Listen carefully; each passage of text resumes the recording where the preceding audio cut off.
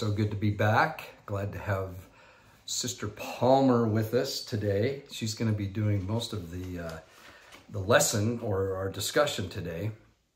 There were on the video we did with Ali Duzette, which thank you for all your awesome comments, and thank you, Ali, if you're watching this one, for allowing us to speak with you and hear from you and learn from you, all those things, because it was just a real blessing for us.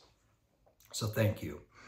There were enough comments that we felt like maybe we could address these dates of April 6th, 7th, and 8th, the death of Christ, his time in the tomb, and the resurrection, possible dates compared to, you know, what we learn from the Gospels of his and Passover being part of that and learning everything. Sue's done some pretty serious study on this, and I think it might clear up some questions. It's hard in the video we did trying to answer people. First off, I don't know a lot about this. Sue knows more than I do, but I just know a little bit. I don't know a lot. But trying to answer individually. So we thought a video kind of follow-up on those particular things, because it was mentioned in that video and tied into it. So yeah, why don't you tell us what you found out and kind of the way you're leaning towards the days of the week, when all these things happened.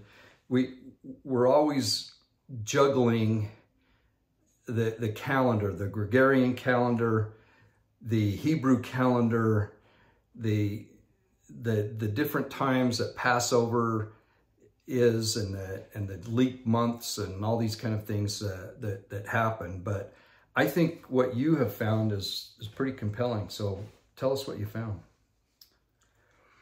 Well, for years I've been a little bit interested in Good Friday, because Friday to Sunday is not, it's Friday, Saturday, Sunday, yeah, but Friday night, Friday afternoon, 3 p.m. is when Christ passed to the other world. Now, how do we know that it was? Because how do we know that time? It was Friday afternoon, or well, what they said. The afternoon, because it said in the 9th hour. The 9th hour, that's right. So the first hour of the day starts at 6 a.m. So 6 to 12 is 6 hours, and then the 3 after is 9. And we know that he took his cross. He actually had his trial, carried his cross, and was crucified all on the same day. So it would have had to have been in the afternoon, correct? Correct, because he was, they had the Last Supper the night before, and then Judas betrayed him. Then they went to they had the Last Supper, they went to the Mount of Olives. Correct. The Garden of Gethsemane. Correct, thank you. And then he was betrayed. And then the leaders of the church came with Judas. Judas kissed him, betrayed him. They took Christ. And through the night, between Herod and Pilate, he, that was his trial, basically. And can yes, I just please fill in. Interject. So he was taken by the soldiers of the temple to Caiaphas's palace. And that's where he spent the rest of the night, in a dungeon. But that's the night of the Passover meal, the garden, his betrayal, and then taken to Caiaphas's. We've walked that path. We know the distance. We know that it's very doable. If I were guessing, I would say he got to, in chains, bound, spit upon by Caiaphas and the other temple priests. I would say it was probably around 2 a.m. the next morning by the time he got there. And this is also where Peter denied him 3 times, right outside of Caiaphas's palace. where people saw Peter and went, hey, aren't you part of this group, but thinks Jesus is the Messiah, and he denies 3 times. So this all happens in a small amount of time and in a fairly tight area. Very, very close in distance. So daylight comes. Could happen. Yeah, it easily could have happened, and did. So then daylight comes the next day, the very next day, and that's when he's brought before Pilate. Okay, sorry. It's okay. Thank you for clarifying a lot of things. Because in my mind, I skipped over, apparently. But he was interviewed by Pilate. Pilate said, where are you from? Well, he knew where he was from. And he says, well, I can't take care of this, because Pilate didn't want to. He'd been warned by his wife, and he didn't want to have anything to do with this. There's a book, I should have brought it in, and you've probably all heard the person read it, or you've heard about this book of Pilate and him and his writings of Jesus, and how Jesus had golden hair and golden eyes, and it's been, these papers have been kept in the Vatican. Kept in the Vatican, and I think in 1930 or something they were found. Mm-hmm. And so Pilate, as an eyewitness, these things have been told. So anyway, Pilate didn't want to have anything to do with him, turned him over to Herod, and Herod said, well, I don't want anything to do with this either, because the people wanted to kill him. He turned him back to Pilate, and so the rest is history. There's some interesting evidence, archaeological evidence, that where this all took place. I would say it's on the far western wall of the old city of Jerusalem. Not the wall of the Temple Mount, but the wall of the city. They have found where on the inside of the wall was one of the palaces of Herod, which is one of the ones that Pilate kind of commandeered, took over. And they found where they bricked in a wall, or excuse me, a door, thank you, a door from that palace. And there's evidence that Pilate occupied that palace. It's underneath a parking lot right now, and they had to do some excavation, and they found this evidence. You can actually see a platform that came from the door of the palace that Pilate would have been in, a door that came out with a platform on the outside of the wall, which is perfect layout of what is depicted in Scripture. So this is where Pilate would have taken Christ, outside of the wall, where the congregation of priests and nefarious people who wanted to crucify Christ spoke their opinion. Okay, sorry. Oh, that's good. So I've been thinking a lot about this death date of Christ being on Friday, and there are many, many scriptures pertaining to Christ being in the belly of a whale for 3 nights and 3 days. And so I'm thinking, if that's the case, then how could he die on a Friday afternoon and be resurrected on a Sunday morning? Right, yeah.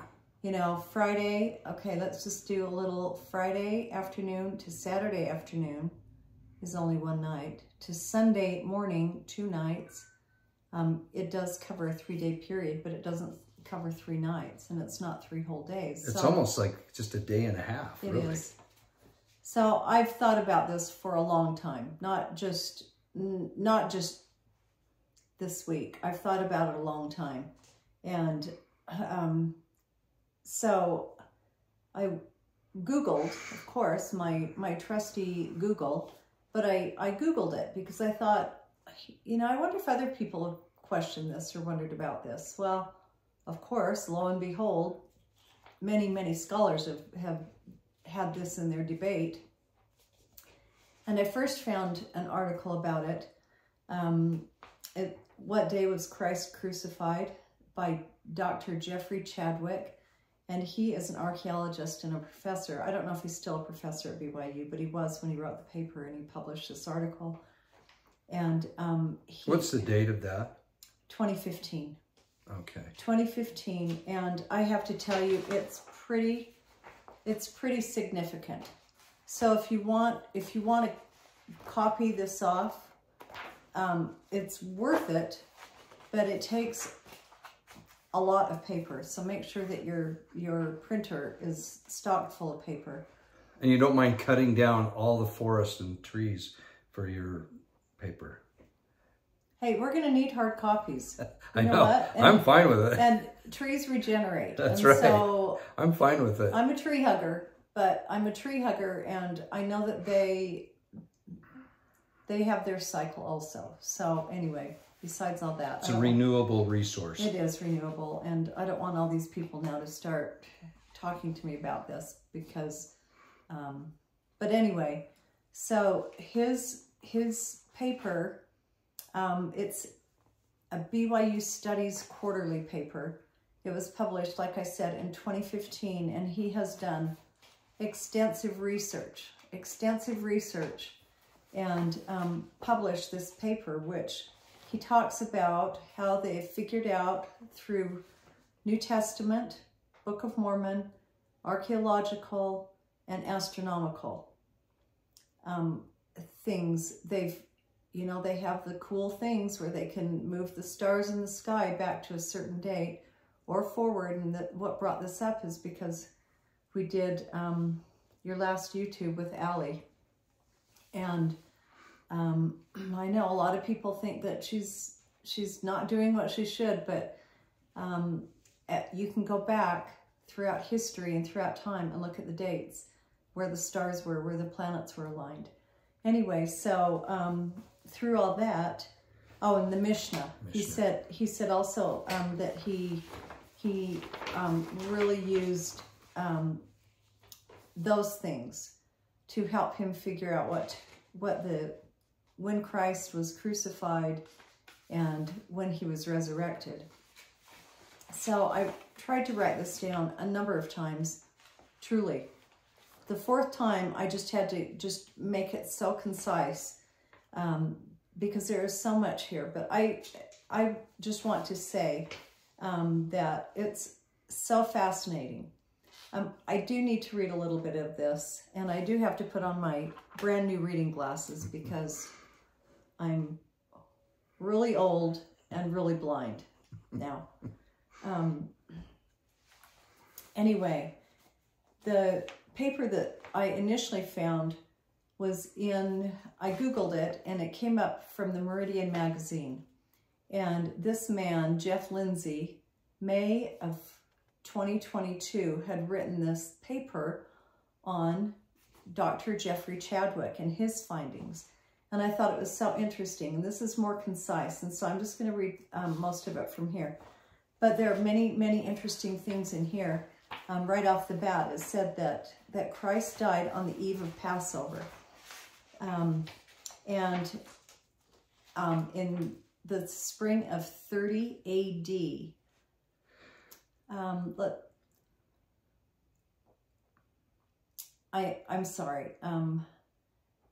He says a great deal of historical and scriptural evidence suggests otherwise, because there are two colleagues that raised concerns about the AD 30 crucifixion that said that we cannot know with any degree of certainty the year which Jesus died.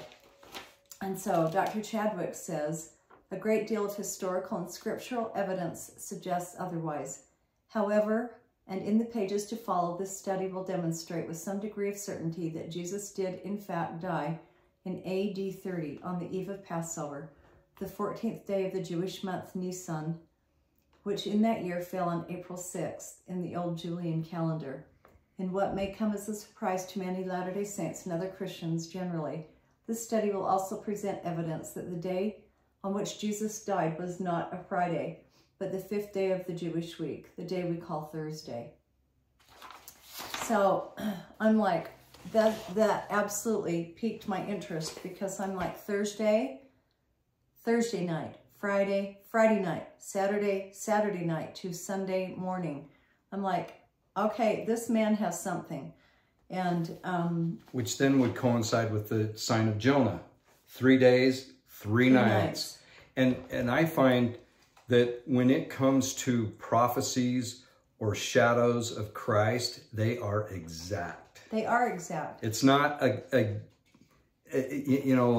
type or, this or that. It's an exact prophecy fulfilled to the T. Every one of them. One biblical scholar said that there's 300 prophecies of Christ that were fulfilled to the T from the Old Testament. Now, I haven't verified that, but I know there's many. I have many marked. And this is one of them. And I think your point's right on. Very, it's so compelling. And I hope that, not that it changes everything, but where I didn't even look this up, I think it's Catholic, where they would call Friday Good Friday. So we love our Catholic brothers and sisters, but I think they're wrong. And the reason why they said it was good, it's because good meant, Well, I know you'll say it the correct way, but it's good because it brought the resurrection. Yeah, but the word good had a different meaning, and it was pure, I think, or something like that. Oh, so it makes more sense. We think of how could death be good, but it had to happen. It was Christ on the cross, right, that said it is finished. And when he died, that was, he conquered death and victory, and all the things happened. So in that sense, it is the greatest, right? Now, we focus on the resurrection, which is the thing we should do. But I can see why it was called that. But Friday is the disputed thing. It should have been called Good Thursday, right? If you're going to call it good. I think so. Okay, let's hear the evidence. Okay. I'm sorry, I'm going to have to read this, but I'm just going to have to. The debate is on which day Christ was crucified. The standard answer we've grown up with, one that is also favored by many scholars, is that Christ was crucified on Friday. But there are also a fair number of scholars who argue for Thursday, and even some think it was Wednesday. The New Testament record does not make it crystal clear and leaves plenty of room for debate. The key challenge is that this record does not make year of either Christ's crucifixion nor his birth absolutely clear. The year of the crucifixion is important because that affects the day of the week for the Passover, a key element in the chronology of events around the death and resurrection of Christ. Several years before taking up the debate on the day of crucifixion, this Dr. Chadwick had published a highly acclaimed article on the birth of Christ, providing clear evidence for a 5 BC date. This is another thing. It's so fascinating and so interesting. Building on the 5 BC, most likely date of Christ's birth, Chadwick shows that a crucifixion date of 30 AD is the most plausible choice, which is also the most common preference of scholars, with 33 AD being the second most popular choice. And we know that there are many prophets and apostles that have declared that it is 33 AD. But when you go through all of these events of the calendar, which he does, he goes through the New Testament, he goes through the Book of Mormon, and there aren't a lot of dates in the Book of Mormon that I could go through and say, oh yeah, I can read that, because I'm not a scholar, I haven't studied it, but his clarification in here is so compelling. He also says right here, the Book of Mormon account helps rule out 33 AD. Knowing from the Book of Mormon that Jesus lived 33 full years, but not 34 years or longer, rules out AD 33 as a possible year for Jesus' death, and indeed rules out any year later than AD 30. Anyway, he said this is a matter of simple addition, and I don't want to go into all that because there are just a lot of numbers. Those of you who love all the number things, and it's so compelling. I really hope that you will pull up this article, which in fact, So it's a Meridian magazine.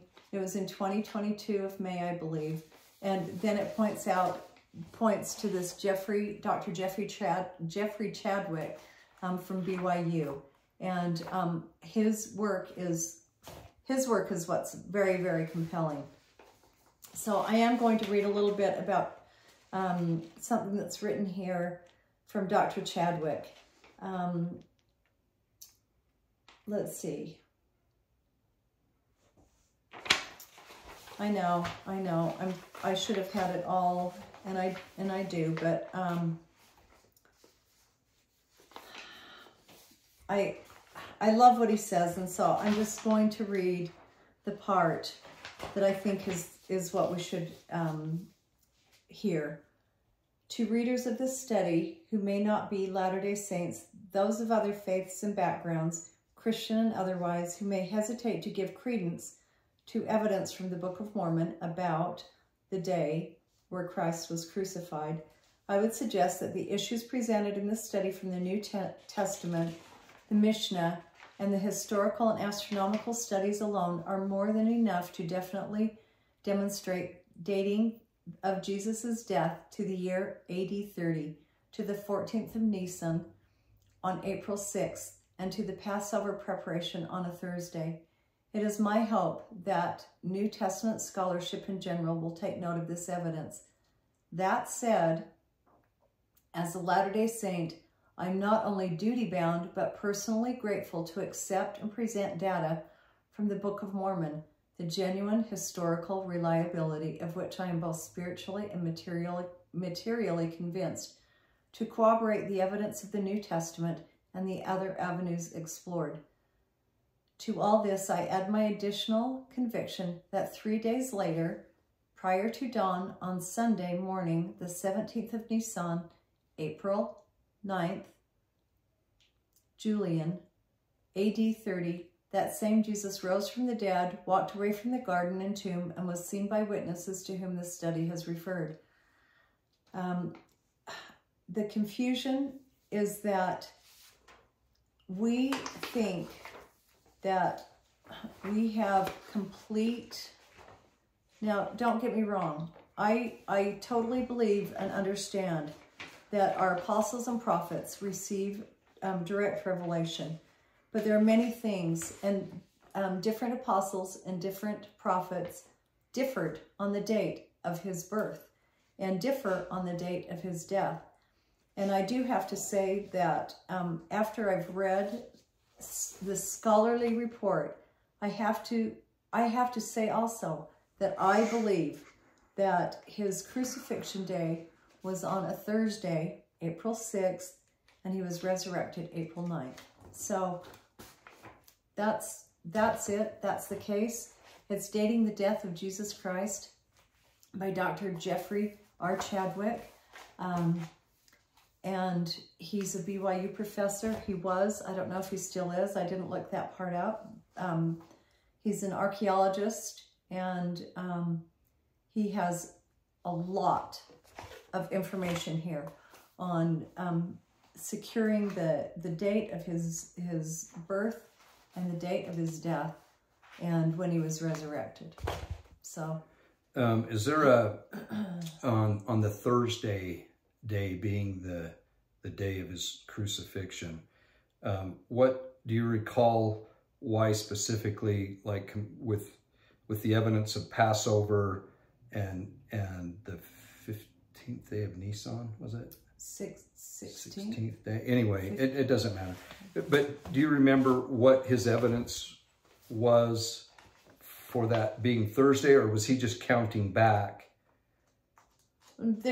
That it would be there is a lot of evidence. Okay. There's a lot of evidence. But people will have to study it. And that's what I think. People have to study it. And, you know, I think nowadays, in fact, I said this today to somebody, that our prophet, President Nelson, has given us the okay to receive personal revelation for certain things. It's almost not even okay. It's a command. It's a command, because he told us that we needed to live so that we have the Holy Ghost with us at all times.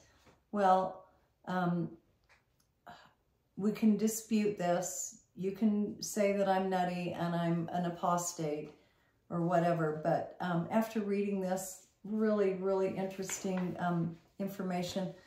Also, the reason why they wanted to get him off the cross quickly is because Friday wasn't the Sabbath, but it was a high holy day. That's right. And that's what I wanted you. Yeah. Oh, and so they needed to get him off the cross that Thursday afternoon so that they could celebrate the high holy day. Because they actually had two. They had two together. Shabbats or whatever. They did. Yeah. Okay. I remembered something like that, and they had 2 high holy days, and they didn't want him on a cross during those holy days. They thought that would be a little too over the top, right? Correct. Yeah. Now, there's strong evidence, in my opinion, that the Holy Sepulchre is the site of all this taking place. We like to go to the Garden Tomb. That's 5-minute walk away, maybe. I don't know. It's not far. They're very close, both of them. It feels more like the place. The tomb looks like it would be the tomb, but there's pretty strong archaeological evidence that this was a later tomb than Christ's time period. But you know what? You have to go to, when you go to Jerusalem, you have to go to both places. It's difficult to imagine it in the Holy Sepulchre because they built this enormous church over both Golgotha and the site of the tomb. They built a church over all of it, similar to St. Peter's Basilica, right? It's patterned after that. But that site has been venerated for centuries, and originally it was the site, and then it got desecrated by conquering, Rome and whoever came along after. But Helena, Constantine's mother, Emperor of Rome, Constantine's mother, she was so, she had a conviction of Christ and his ministry, and she went to Jerusalem herself and venerated, found these sites, and then began building. And later the Crusaders found those sites because there have been different empires come and go. But and how did she find them? Usually because they'd been what? Destroyed. They'd been destroyed in another edifice of a competitor, let's just say. Someone who doesn't like Jews and Christians would put their edifice on that. And it was really an easy stamp to see where these things took place. Same thing with the Temple Mount. So anyway, I know I always drift off on that aspect of it, but why do you think it's important for us to kind of have these dates and times? And is it just interesting, or is there a reason that we should perhaps take some time and study it? I think it's important. I think it's confusing when you don't know the truth. And is your birth date important? Well, to me it is. Yeah. And do you think it's important to Heavenly Father? Well, of course it is. Yeah. I know it is. Yeah. So birth dates, death dates, are they important? Do we? Well, I just put a death date on the family tree. I went on because my uncle just passed away, and I thought, I need to, make sure that I understand. And I remembered when my sweet aunt died, and so I got on his, and I looked, and then I thought, well, we have our own death date in our own family with our sweet little Jane, our little granddaughter that just passed. And anyway, that's what they asked for. They asked for the birth date and the death date and the places where they were born and died. And when we do go through for somebody, for in behalf of someone, it's usually their name, a place, a birth date and a date and a death date. That's hopefully, you know, what you have. Not always, but that's usually what. Right. And so it is important. It's important. All these things have meaning, and we'll figure it all out, have it all revealed to us at some day, but it's in here that tells us it's important. Right. We put them on the tombstones. Born and died, right? Yes. It's there. Must have some significance. So very good. Awesome. Anything else you want to add to this? Well, just that we went to the Manti Temple today for the open house. It was awesome. It was so incredible. The drive down was beautiful. We went up Highway 6 and then cut over, and it was just unbelievably beautiful. And there's a lot of snow there, and got there, parked our car, and got in line, and we moved about 1 foot in maybe 2 feet back in 1 hour, because the family, the husband had been there, and then the mom and children had parked their car and done whatever, and they came. So maybe 2 feet back in 45 minutes, I think. And they said that the line then for us on our side, because we didn't have tickets, we couldn't get tickets, a day late and a dollar short, I guess. But we had talked to somebody on Sunday, and they said that they had gone down and waited 2 or 3 hours to get in. Well, the wait today on our side with no tickets was 4 hours, which is, you know, fine, 4 hours. Well, we looked at each other and went, 4 hours, and then a 2-hour drive home, and we have dogs in the house, and we didn't think that it was going to take that long. 2 hours would have been great, but anyway, the weaklings that we are, we just looked at each other and went, we'll go on a session in a month. Yeah. Down in Manti. So we turned around, and then by the time we left, the place, the road that had the ticketed people was 3 times longer than our wait. Oh yeah. I think we would have been there in line for 4 hours minimum. Easy. Outside. It was a beautiful day, but you know, now and don't you have any connections to get us in to the front row or front line or anything? No connections? Like old and wheelchair? Yeah. We had no connections. But the good thing is all the people there that today didn't either. No, and it was wonderful. And we met some great people, and we took a selfie with the temple in the background. And like you say, we'll go back after it's dedicated, and we'll go. We went there one time. This is a funny story. We went there one time, and you know, just to do an endowment session. And right as before you go to the veil, the officiator, he said, "Hey, just want to let you know we're having meatloaf for dinner in the cafeteria, and we invite you all to join us for dinner." It was delicious. This is my kind of temple. Yeah, it was really, really yummy. And it was so good, and they were so kind, and we got to see the wonderful staircase. When we went to do the session, as we came in, they said, "Oh, have you been here before?" And we went, "No, we haven't." And they said, "Oh, let's take you around." Remember that? I do. It was paintings and pictures. I to be honest with you, a lot of it I don't quite remember. The staircase I remember, and there's a wonderful story about that. So Manti Temple, it's interesting how many of the saints rallied to have this pioneer temple preserved in that. And I think that's why it's so important for people to go see, is because of the preservation of it. And Minerva Teichert paintings. Minerva Teichert. She's from Wyoming, right? She is.